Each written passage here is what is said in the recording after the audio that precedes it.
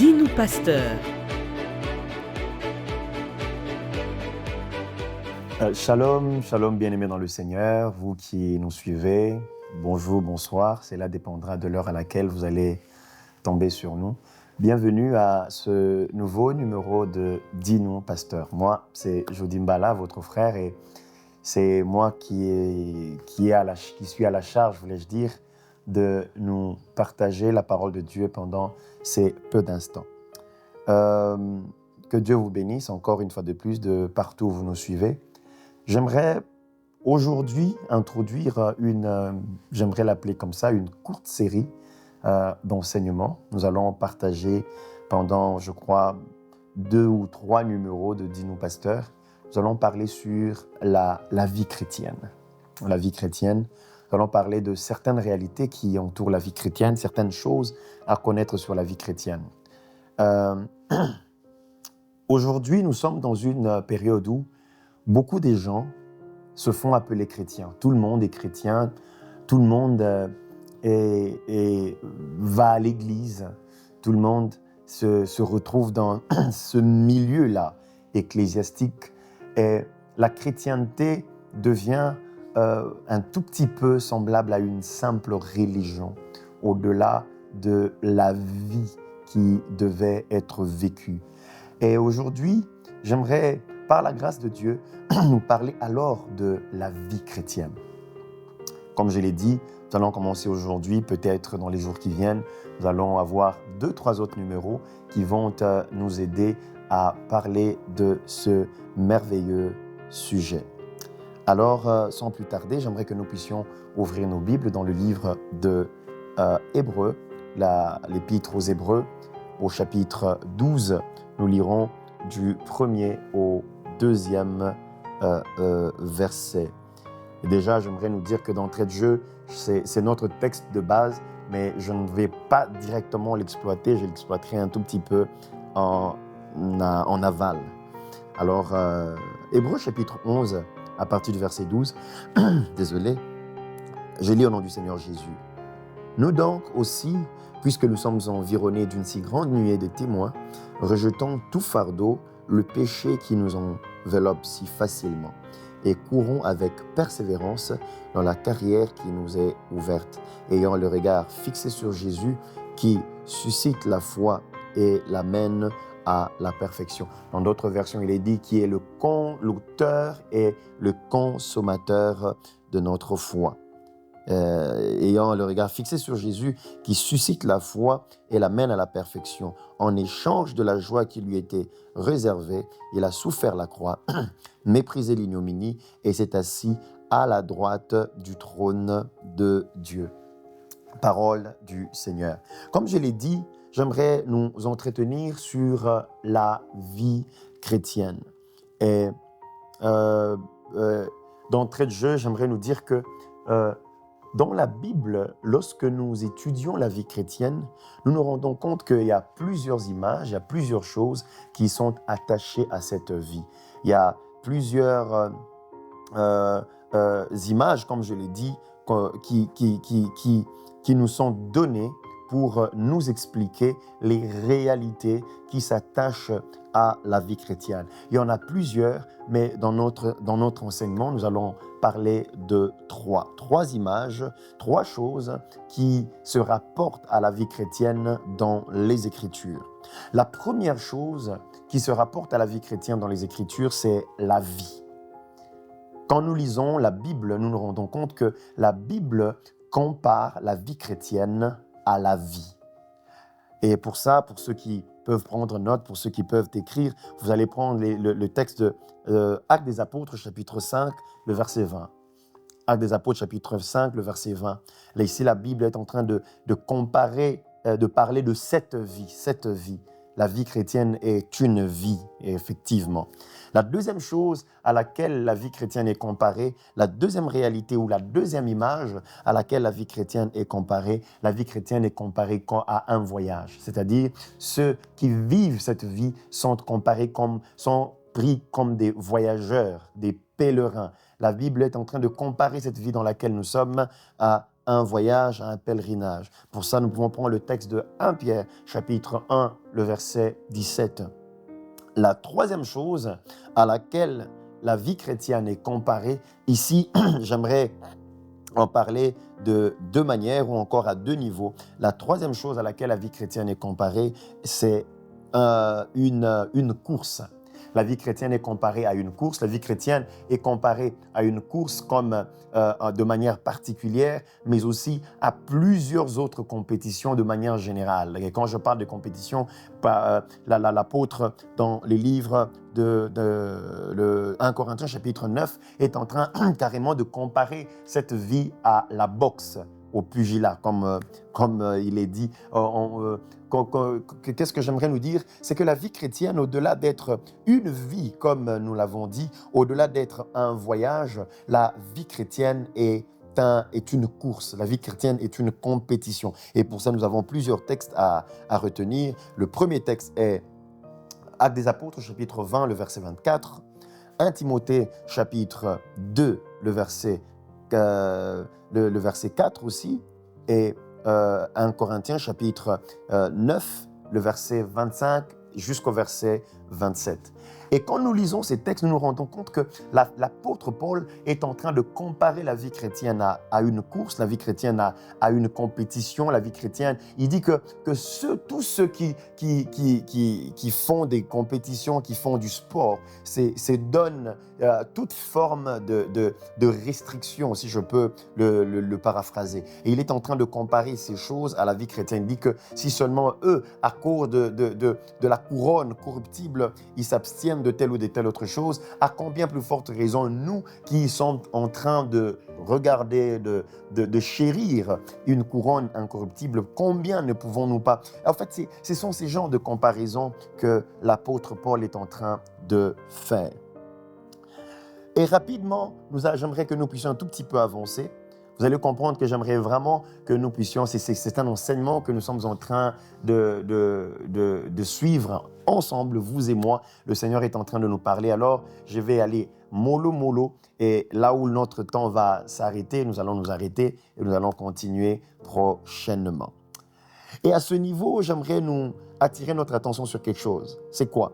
C'est que toutes ces réalités, toutes ces 3 réalités ou même 4 réalités dont nous avons parlé, renferment en elles, toutes ces images, voulais-je dire, renferment des réalités qui s'attachent à la vie chrétienne, comme je l'ai dit. Ces images, la Bible nous présente la vie chrétienne sous plusieurs images, et les 3 images dont nous avons parlé, ces 3 images renforment des réalités attachées à la vie chrétienne.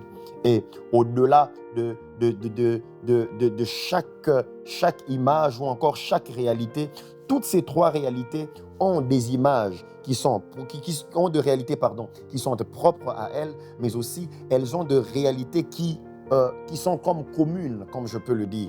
C'est-à-dire quoi? Quand nous parlons de la vie chrétienne comme une vie, elle a des réalités qui sont propres à elle, mais aussi elle a des réalités qu'elle partage à la vie chrétienne comme un voyage, à la vie chrétienne comme une course. Et là, il y a 3 réalités qui sont attachées à ces 3 images. J'aimerais parler de ces 3 réalités, et alors vous verrez que ces 3 réalités nous emmènent à comprendre un tout petit peu c'est quoi la vie chrétienne selon la pensée de Dieu. J'ai dit 3 images, et à ces 3 images sont attachées des réalités qui nous expriment encore mieux la vraie profondeur de la vie chrétienne. Et là, j'aimerais nous parler de 3 réalités attachées à ces 3 images. La première réalité attachée à ces 3 images qui sont attachées à la vie chrétienne, la première réalité est le point de départ. Je nous ai dit que la vie chrétienne dans la Bible, je reviens encore, la vie chrétienne dans la Bible nous est présentée sous plusieurs images, et l'une des images qui est attachée à la vie chrétienne, ou les 3 images dont j'ai parlé, c'est la vie en elle-même, le voyage, la course. Et la première réalité qui est attachée à ces 3 réalités est le point de départ. La vie, le voyage, la course, ces 3 choses ont en commun ce qu'on appelle le point de départ. Toute course commence quelque part. Et les gens disent, même le voyage de plusieurs kilomètres commence par un pas. Le voyage a un point de départ, mais aussi la vie a un point de départ. Toutes ces trois réalités commencent quelque part. C'est-à-dire quoi? C'est-à-dire que nous ne pouvons pas parler de la vie chrétienne si nous ne parlons pas du point de départ.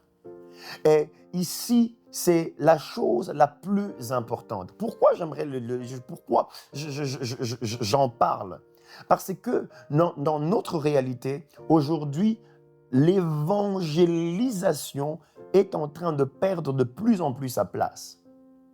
Même dans nos campagnes d'évangélisation, nous avons comme l'impression que c'est un retrouvaille des chrétiens, des églises. Nous nous retrouvons, on appelle ça campagne d'évangélisation, mais en réalité, nous ne mettons pas un accent particulier sur l'évangélisation, mais c'est un peu un moment de communion qui n'est pas mal. Mais en réalité, nous devrions mettre un accent particulier sur l'aspect de l'évangélisation. Pourquoi? Parce qu'aujourd'hui, beaucoup de gens dans nos églises viennent, ils entrent dans nos églises, ils s'adaptent, ils s'habituent avec nous sans avoir eu le point de départ de la vie chrétienne qui est le commencement. Et si seulement la vie de tous les jours commence par la naissance, si le voyage commence par un premier pas, si seulement la course commence par le coup d'envoi, la vie chrétienne, elle aussi, a un point de départ qui est la nouvelle naissance. Bien-aimés dans le Seigneur, aujourd'hui, il y a beaucoup de gens qui sont dans nos églises, mais qui n'ont pas encore expérimenté la réalité de la nouvelle naissance. Pour eux, la vie chrétienne n'a jamais commencé. Ils se sont habitués à notre langage, notre manière de faire. J'aime bien faire rire les gens. Aujourd'hui, si seulement je pose la question à mon frère Jean-Cy qui est derrière la caméra, si je lui pose la question en lui disant « Jean-Cy, comment tu vas ?» S'il me dit « ça va bien », on croirait qu'il est moins spirituel. Aujourd'hui, pour qu'on sente que quelqu'un est spirituel, quand on lui pose la question « Comment tu vas, Jean-Cy ?» Il doit dire « Par la grâce de Dieu nous soutient. » C'est là qu'on se rend compte que la personne est quand même spirituelle. Et il y a des gens qui ne sont pas nés de nouveau, mais qui ont juste changé leur langage. Il se dit, il a entendu un frère parler comme ça, il a entendu une sœur parler comme ça, et il s'est dit qu'ici, c'est comme ça qu'on répond. Et demain après demain, il change sa manière de parler. Il s'est rendu compte qu'ici, les gens se coiffent bien. Il n'y a pas des dreads, de locks et tout. Il se fait coiffer. Il se rend compte qu'ici, non, les petites jupes ne passent pas bien. Elle change d'accoutrement. Mais le problème, c'est qu'il n'a pas encore commencé la vie chrétienne. La vie chrétienne ne commence pas par l'adhésion à l'Église. La vie chrétienne ne commence pas lorsqu'on change de langage. La vie chrétienne commence. Le point de départ, la vie chrétienne a un point de départ. Et le point de départ, c'est la conversion. Et dans Romains chapitre 10, le verset 9 à 10, l'apôtre Paul est en train de donner, comme qui dirait, une formule pour la conversion, si je peux l'appeler ainsi. C'est qu'il dit, si tu confesses de ta bouche le Seigneur Jésus et si tu crois dans ton cœur que Dieu l'a ressuscité de mort, c'est alors que tu seras sauvé. Pourquoi? Parce que c'est en confessant de la bouche qu'on parvient à la justice, c'est en croyant du cœur qu'on parvient au salut, selon ce qui est écrit. Aujourd'hui, beaucoup de gens viennent à l'église mais ne sont pas convertis. Beaucoup de gens viennent à l'église, ils prient, ils imitent même le parler en langue, mais ils ne sont pas convertis. Et je peux vous dire, bien-aimés dans le Seigneur, vous qui nous suivez dans vos maisons, je ne sais pas moi, sur votre téléphone, votre smartphone, je peux vous dire qu'il y a des gens qui iront innocemment en enfer. Il y a des gens qui seront surpris de se retrouver en enfer. Pourquoi? Parce qu'ils se diront, mais non, moi j'étais à l'église, j'ai donné des offrandes, j'ai été même à la chorale. Mon frère, ma sœur, aller à la chorale, être au protocole, être à l'intercession, ce n'est pas ça qui fait de toi un chrétien. La chose qui fait de toi un chrétien, c'est la nouvelle naissance. Parce que la vie chrétienne exige le point de départ. J'insiste sur ça. Et ce matin, ce soir, toi qui entends ce que je suis en train de dire, peut-être que tu n'as jamais donné ta vie au Seigneur, n'arrête pas cette vidéo sans avoir reçu Jésus comme Seigneur et Sauveur. Et l'erreur ne vient pas de ceux qui nous suivent. L'erreur est d'abord de nous, prédicateurs de l'Évangile. C'est nous qui commettons cette erreur. Aujourd'hui, facilement, vu qu'il y a beaucoup on dirait qu'il y a beaucoup d'églises, même si on n'a pas encore beaucoup, on est tellement pressé de pouvoir adopter les gens dans l'église et les affecter dans tel ou tel autre endroit, et on ne veille pas trop sur leur vie chrétienne. On ne se dit pas, est-ce qu'il est déjà né? Ce frère qui joue bien de la batterie, est-ce qu'il est déjà né de nouveau? Ce frère qui chante très bien, est-ce qu'il est déjà né de nouveau? Nous devons revenir à ça. Nous devons reprendre à vérifier cela. Et la deuxième erreur que nous commettons, au-delà du fait que nous ne tirons plus attention à cela, la deuxième erreur, c'est que nous n'allons plus vers les païens. Et même quand nous allons pour l'évangélisation, nous n'allons pas d'abord pour les raisons des gains, pour les raisons du royaume. Nous allons à l'évangélisation d'abord parce que nous voulons remplir l'Église, mais nous ne voulons pas remplir le royaume. Ça, c'est la deuxième erreur. Nous n'allons plus vers les païens. Il n'y a plus de descentes évangéliques. Au-delà des descentes, nous allons juste pour inviter les gens à l'église, au culte, mais nous n'allons pas pour les emmener au Seigneur. La troisième erreur que nous, chrétiens, commettons, nous, prédicateurs, commettons, ça, c'est quelque chose de subtil. C'est que je l'ai vu dans plusieurs campagnes d'évangélisation, lorsqu'on fait l'appel au salut, on fait venir les gens devant et on les présente à Jésus. Non. Il ne faut pas, après avoir appelé les gens, leur dire « Seigneur Jésus, voilà, ces gens viennent à toi ». Non. Quand, dans l'évangélisation, on ne présente pas les hommes à Jésus, c'est Jésus qu'on présente aux hommes. On leur dit « Recevez Jésus ». Ils doivent confesser de leur bouche, ils doivent ouvrir leur cœur pour recevoir Jésus comme Seigneur et Sauveur. Le problème est celui-là. Nous sommes en train de finir notre numéro d'aujourd'hui. Et j'aimerais revenir un tout petit peu. Nous avons commencé cette merveilleuse série, ce merveilleux voyage. Nous allons parler sur la vie chrétienne. Nous avons dit que la vie chrétienne est représentée par plusieurs choses dans les Écritures. Et nous avons parlé de trois choses. La vie en elle-même, le voyage et la course. Et la première chose dont nous avons parlé, que ces trois images ont en commun, c'est le point de départ. La vie chrétienne commence quelque part. On ne naît pas chrétien. Même si tu es d'une famille chrétienne, ton père est pasteur, tu ne nais pas chrétien. La vie chrétienne commence, on devient chrétien. C'est pourquoi, avant que je ne vous laisse, avant qu'on ne se sépare, j'aimerais te donner à toi l'occasion, toi qui n'as jamais donné ta vie au Seigneur. Peut-être que tu viens à l'église, peut-être que tu sers même le Seigneur, mais tu n'as jamais fait cette expérience de recevoir Jésus comme Seigneur et Sauveur. La Bible dit que si vous entendez sa voix, n'endurcissez pas vos cœurs. J'aimerais faire cette prière avec toi. J'aimerais que tu dises après moi, Seigneur Jésus, j'ai entendu ta parole. J'ouvre la porte de mon cœur. Je te reçois comme mon Seigneur et mon Sauveur. Je dis non à Satan et à ses œuvres. À partir d'aujourd'hui, je te reçois Jésus. Je crois dans mon cœur que tu es mort pour mes péchés, que tu es ressuscité pour ma justification. Alors, je confesse de ma bouche que tu es mon Seigneur.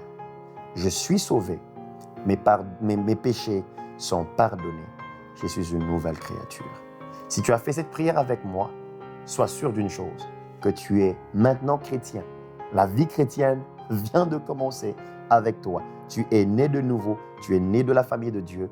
Et alors, attache-toi à une église vivante qui peut t'aider à grandir. Que le Seigneur vous bénisse et nous nous retrouvons à une autre occasion au prochain numéro. D'ici là, portez-vous bien et soyez bénis. Dis-nous, pasteur.